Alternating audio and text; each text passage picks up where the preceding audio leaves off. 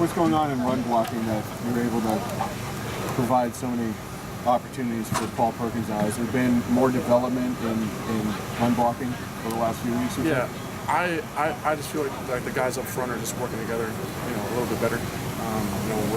We're all now officially on the same page, and we're all getting comfortable working with each other. And whenever we know exactly what the guy next to us is doing, then our job becomes a lot easier. A guy like Paul, have you noticed him be a little more comfortable with feel of the offensive line, that he's taking better angles? I think so. He's a really great running back. So I put all my trust in him and to make sure that he gets as many yards as he can. What do you know of Connor McDermott?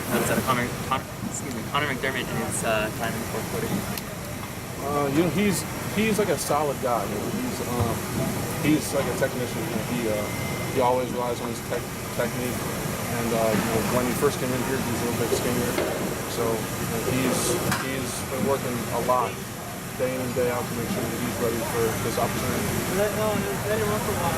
So he's next to Kenny Lacy for a couple of games now. What have you seen from him? Kenny Lacy's a long guy.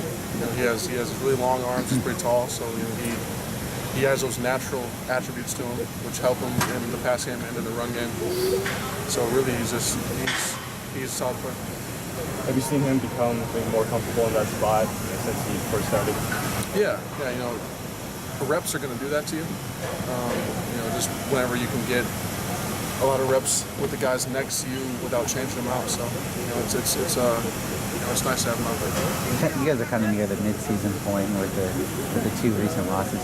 Is this just where you kind of need to take a breath and kind of just restart again and relax? We never really relax, especially on the offensive line. We're always full speed ahead. It is kind of like hit the reset button and just kind of regroup and make sure that we worry about ourselves before anything else, and make sure that there's no internal conflicts before we can worry about the outside pressures.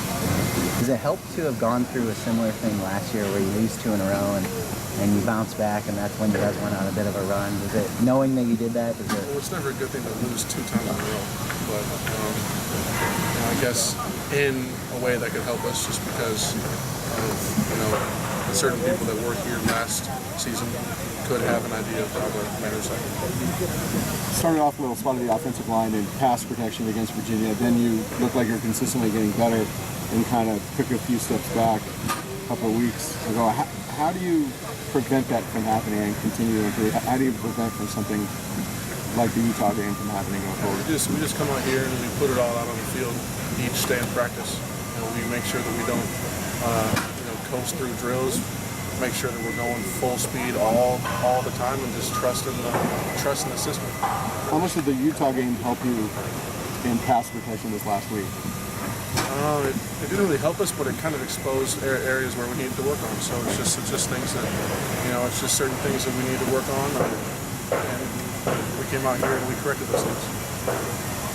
Do you feel like the mindset of the team is any different now than when the season started or before these recent 2 losses?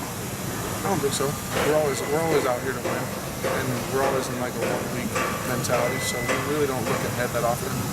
So even with what's happened in the past two weeks, we're still out here preparing for a win.